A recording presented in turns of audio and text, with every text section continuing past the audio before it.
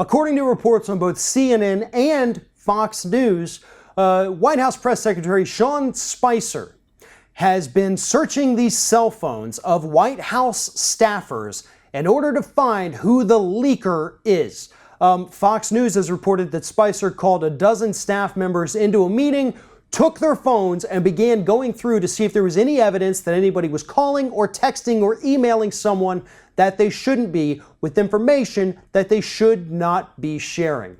Now, last week, Donald Trump tweeted out that we're going to find those damn leakers. We're going to make this happen. We're going to get them.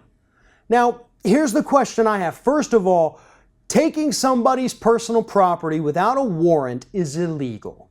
Sean Spicer does not have the legal authority to take another person's cell phone and start going through it to see what kind of information is on there. Has nobody explained how the law works to anyone within this Trump administration? Because that's what it seems like. They simply don't understand what in the hell they're doing. Any one of those people that was in that meeting that had their cell phone confiscated and searched by Sean Spicer, you got a lawsuit on your hands, so I encourage you to go file it against this guy.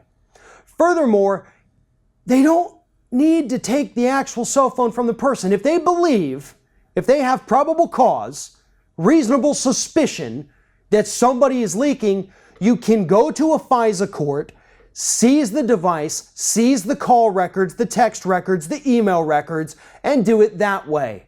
There are perfectly legal avenues to go through in order to find this information. But the truth is that they're not looking for information right now. This was not about Sean Spicer or the Trump administration trying to find the leaker. It was about trying to scare the hell out of them. This is a method of control. This was psychological warfare against their own staff. They knew they weren't going to find anything, but they wanted to scare them. They want these people to live in fear. Fear that if they ever say something to anyone, their life will be over.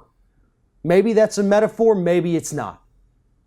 But they know that if they keep their staff living in fear, they can keep them obedient, and they make good little servants at that point. And that's what the Trump administration is trying to do.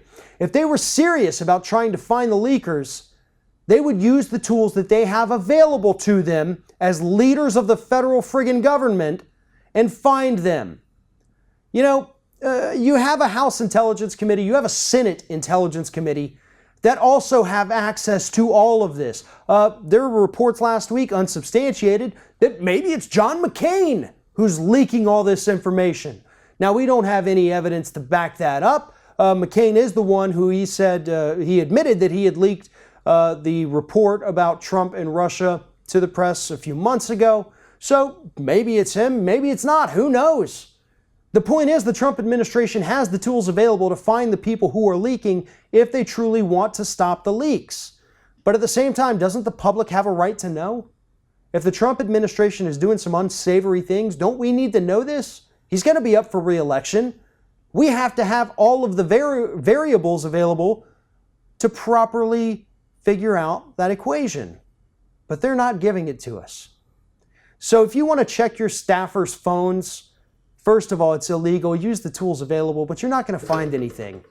Maybe you need to start looking at the House Intelligence Committee, the Senate Intelligence Committee, and all of the other people within the administration, including Sean Spicer himself.